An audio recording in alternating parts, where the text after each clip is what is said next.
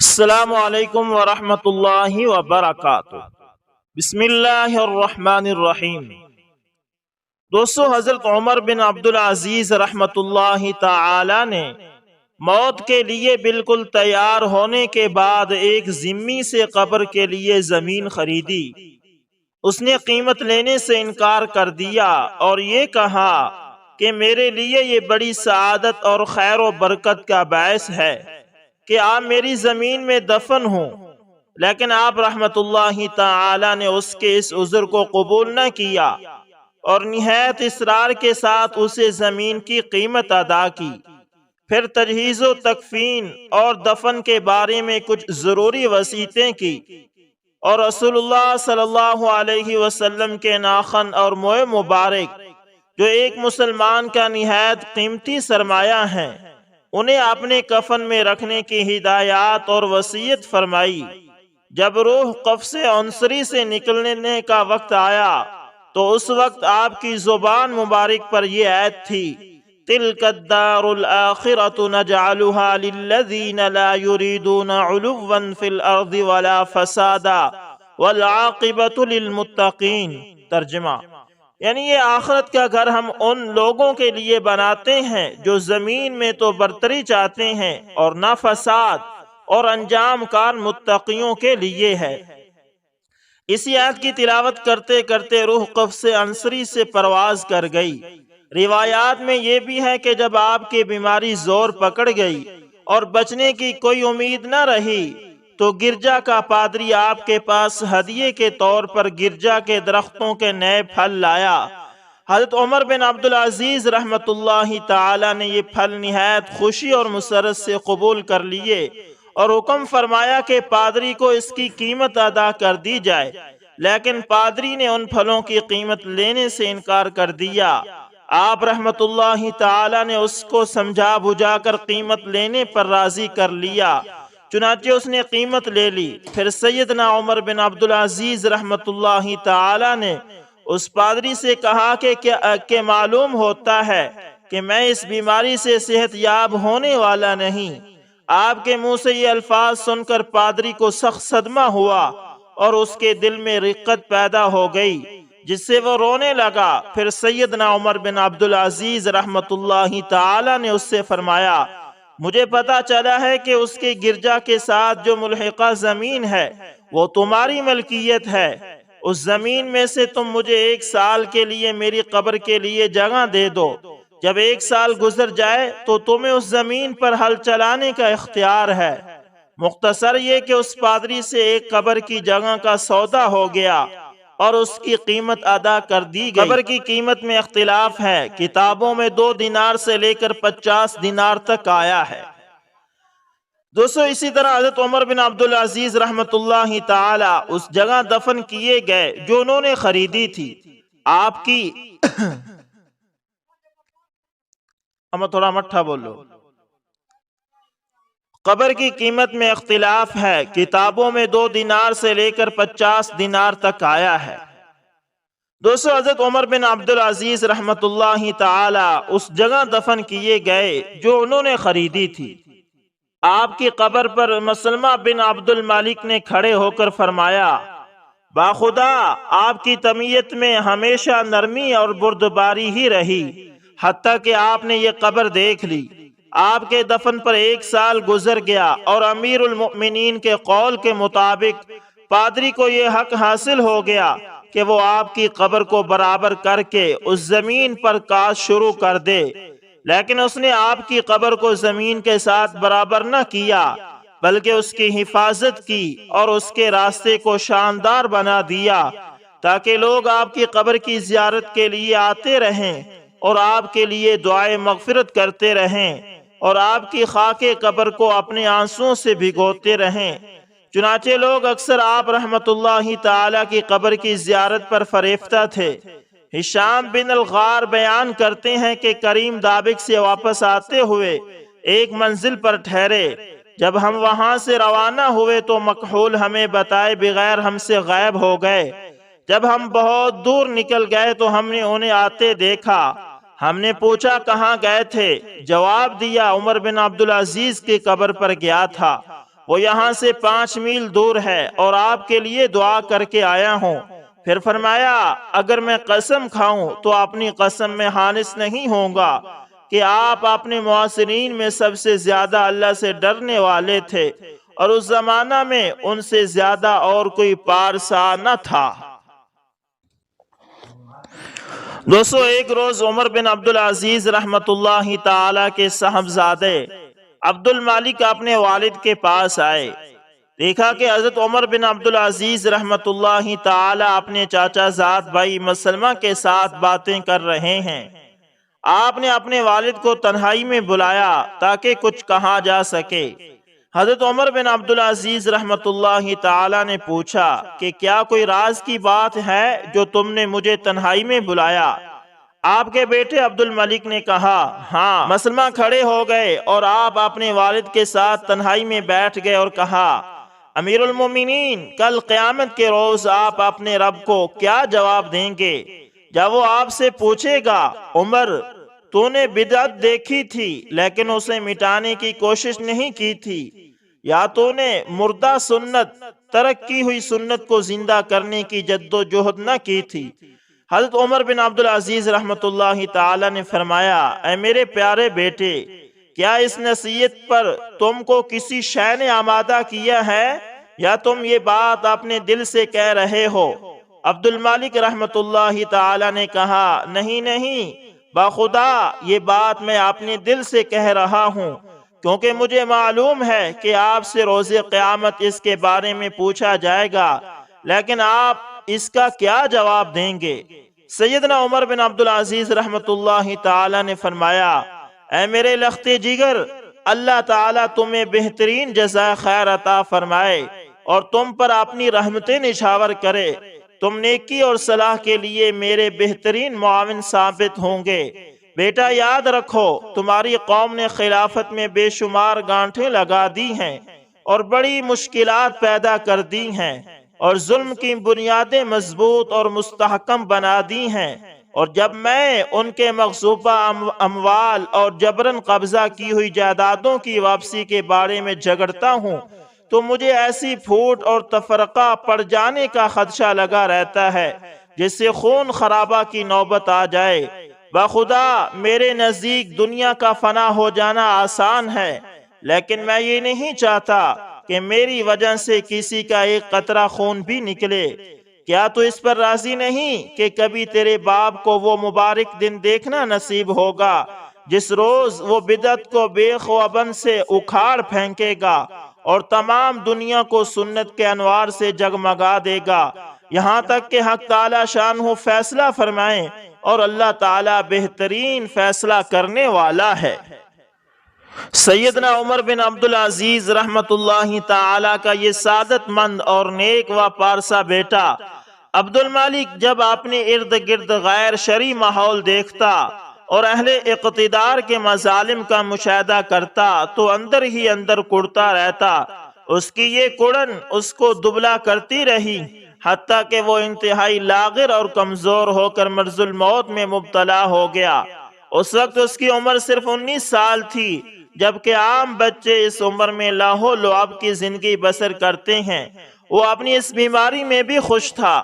حضرت عمر بن عبدالعزیز رحمت اللہ تعالی کو اپنے اس بچے سے بے حد محبت تھی۔ وہ ان کی عیادت کے لیے جاتے اور پوچھتے بیٹا تمہارا کیا حال ہے؟ عبد المالک اس خیال سے کہ میرے باپ کو صدمہ نہ ہو اپنا حال چھپاتے اور کہتے الحمدللہ میں اچھا ہوں، لیکن حضرت عمر بن عبدالعزیز رحمت اللہ تعالی مرض کو بھی دیکھ رہے تھے کہ جان لیوا ہے، اور مریض کو بھی دیکھ رہے تھے کہ موت کے کنارے پر پہنچا ہوا ہے، اور آپ کو یہ بھی پتا تھا کہ بیٹا اپنی موت سے خوش ہے۔ اس لیے ایک روز انہوں نے کہا بیٹا مجھ سے اپنی طبیعت کے بارے میں صحیح بات کرو، کیونکہ تمہارے بارے میں مجھے تمہاری موت ہی زیادہ پیاری۔ اب عبد المالک نے کہا ابا جان میں اپنے کو موت کی آغوش میں پاتا ہوں، لہٰذا آپ آخرت کے اجر کے لیے صبر سے کام لیجئے، کیونکہ آپ کے لیے اللہ تعالیٰ کا اجر مجھ سے بہتر ہے۔ بیٹے کے منہ سے یہ الفاظ سن کر باپ کا دل بیٹھ گیا۔ پھر حضرت عمر بن عبدالعزیز رحمت اللہ تعالی یہ کہتے ہوئے وہاں سے چلے گئے کہ بیٹا بخدا میری میزان میں تمہارا ہونا مجھے اس سے زیادہ محبوب ہے کہ تمہاری میزان میں میں ہوں، اور پھر نماز پڑھنے میں مشغول ہو گئے۔ ابھی وہ نماز پڑھ ہی رہے تھے کہ آپ کے غلام مزاحم نے عبد الملک رحمت اللہ تعالی کی موت کی خبر دی۔ اس دردناک خبر کا سننا تھا کہ حضرت عمر بن عبدالعزیز رحمت اللہ تعالی بھی بے ہوش ہو کر گر پڑے۔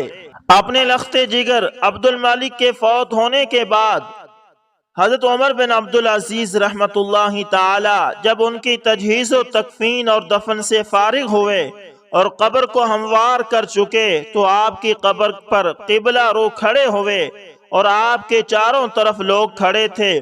اس وقت آپ نے فرمایا بیٹا اللہ تعالیٰ تم پر اپنی رحمتیں نچھاور کرے، تمہاری پیدائش باعث مسرت تھی اور تمہاری اٹھان نیکیوں سے بھرپور تھی۔ مجھے یہ بھی گوارا نہ تھا کہ میں تجھے آواز دوں اور تو میری آواز پر لبیک کہے، یعنی مجھے تمہاری تھوڑی سی تکلیف بھی گوارا نہ تھی۔ آج مجھے تم کو اس جگہ رکھ کر جس جگہ تم کو اللہ تعالیٰ نے لٹا دیا ہے بے انتہا مسرت ہو رہی ہے، اور تمہارے اجر و ثواب سے جو مجھے صلہ ملنے والا ہے اس کی مجھے بہت توقع ہے۔ اللہ تعالیٰ تمہارے گناہوں کو درگزر فرمائے اور تمہاری نیکیوں کا تمہیں بہترین بدلہ عطا فرمائے، اور اللہ تعالیٰ تمہارے لیے دعا کرنے والے پر اپنا رحم فرمائے، خواہ وہ دعا کرنے والا آزاد ہو یا غلام، مرد ہو یا عورت، حاضر ہو یا غائب، یعنی جو بھی خلوص سے تمہارے لیے دعا کرے۔ ہم اللہ تعالیٰ کے ہر فیصلے پر راضی ہیں اور اس کے حکم کے آگے سرنگوں ہیں۔ پھر جب حضرت عمر بن عبدالعزیز رحمت اللہ تعالی اپنے لخت جگر کی قبر سے واپس آئے تو لوگوں کو حضرت عمر بن عبدالعزیز رحمت اللہ تعالی کے قابل فخر فرزند کی وفات کا بڑا صدمہ تھا۔ لوگ ہمیشہ اس پر افسوس کرتے رہیں گے اور اس کے لیے دعائیں مغفرت کرتے رہیں گے۔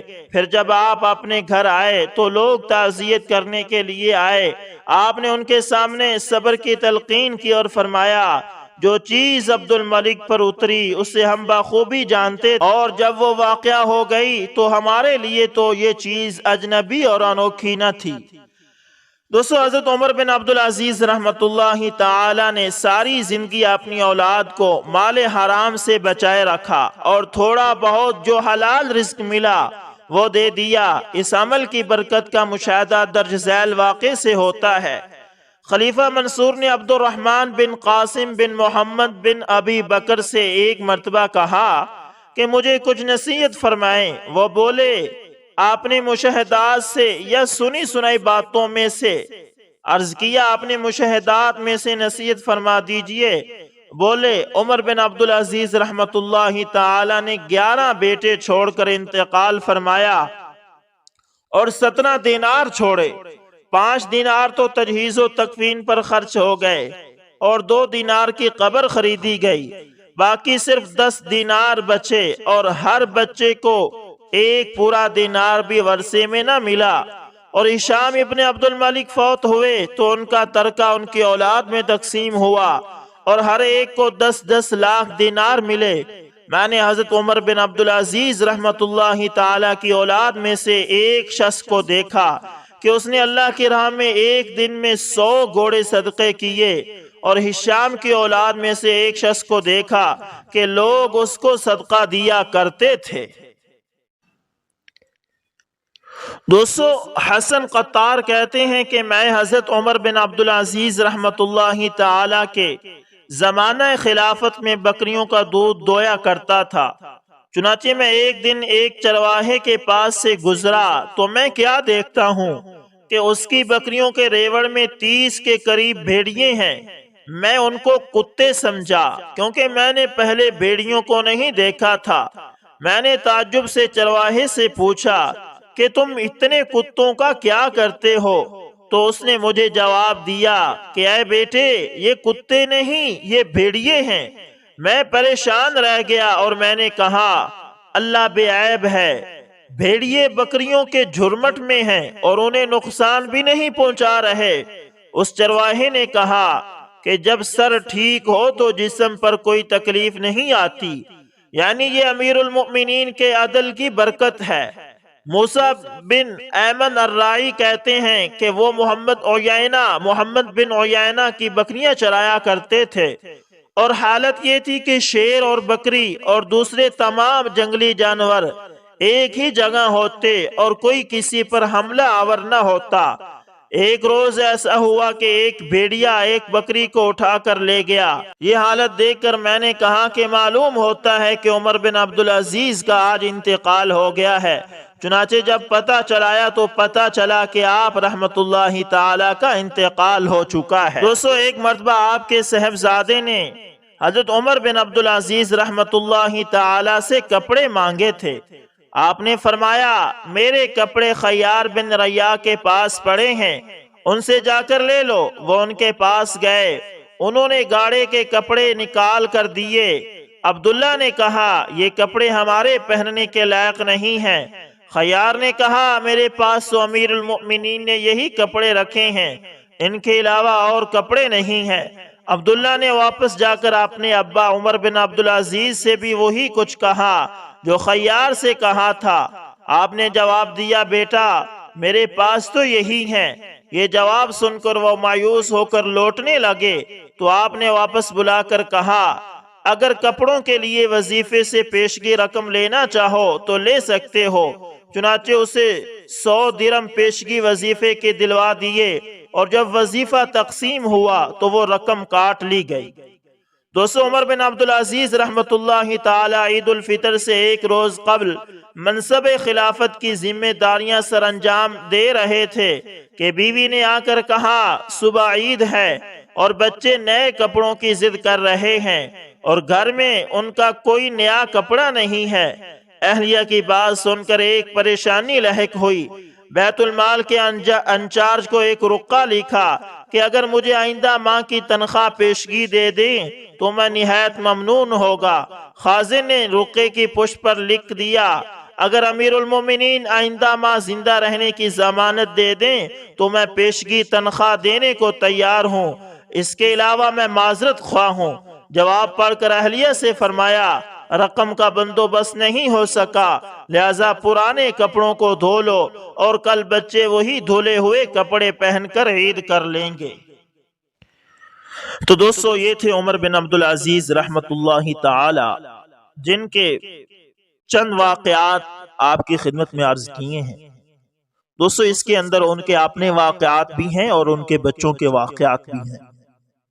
یقیناً حضرت عمر بن عبدالعزیز رحمت اللہ تعالی کی زندگی پڑھ کر انسان کا ایمان تازہ ہو جاتا ہے کہ وہ وقت کے بادشاہ ہو کر، اتنے بڑے بادشاہ ہو کر، اس کے باوجود عید کے دن بھی اپنے بچوں کو نئے کپڑے نہیں دلا سکے۔ وجہ کیا تھی؟ کرپشن نہیں تھی، وجہ یہ تھی کہ وہ اللہ سے ڈرتے تھے۔ آج اگر غریبوں کا کھا لیا تو کل اللہ ضرور پوچھے گا، اس لیے انہوں نے اپنا تن من دھن اس دین کے لیے قربان کر دیا، اس لیے انہوں نے اپنی اولاد کی قربانی دے دی، اپنی خواہشات کی قربانی دے دی تاکہ اللہ کو راضی کر سکے۔ دوستو، قسم سے جب ان بزرگوں، ان اللہ والوں کے واقعات پڑھے جاتے ہیں نا تو انسان پر ایک عجیب سی کیفیت طاری ہو جاتی ہے۔ انسان سوچتا ہے کہ ہمارے اسلاف کیسے تھے اور ہم کیسے ہیں۔ دوستو، یہی درد اور یہی فکر پیدا کرنے کے لیے ہم نے یہ سلسلہ شروع کیا ہے، تاکہ صحابہ کرام، تابعین اور اہل اللہ کے واقعات سنا کر آپ کے دلوں کے ایمان کو گرمایا جائے اور تڑپایا جائے، تاکہ ہم بھی آخرت کی فکر کریں۔ دوستو، امید کرتا ہوں ویڈیو اچھی لگی ہوگی اور امید کرتا ہوں آپ کو پسند بھی آئی ہوگی۔ میں بہت ممنون ہوں کہ آپ لوگ صحابہ کرام اور تابعین کے واقعات کو بہت شوق سے سن رہے ہیں، بہت ہی شوق سے، اور ماشاءاللہ آپ کے کمنٹ بہت اچھے ملتے ہیں۔ خاص طور پر ہمارے ایک دوست کشمیر سے ہیں، ان کے جب کمنٹس پڑھتا ہوں تو بہت ہی ہمت آتی ہے کہ بھئی اس موضوع، اس ٹاپک پر کام کرنا چاہیے، ان کے بہت پیارے پیارے کومنٹس آتے ہیں۔ تو دوستو آپ سے بھی التماس ہے کہ اگر آپ بھی یہ چاہتے ہیں کہ صحابہ کرام کی زندگیاں آپ کے سامنے پیش کی جائیں تو آپ بھی کومنٹ بھی لازمی کیا کریں، لائک شیئر بھی لازمی کیا کریں۔ ملتے ہیں کسی نیکسٹ اچھی سی ویڈیو کے اندر، تب تک کے لیے اللہ حافظ۔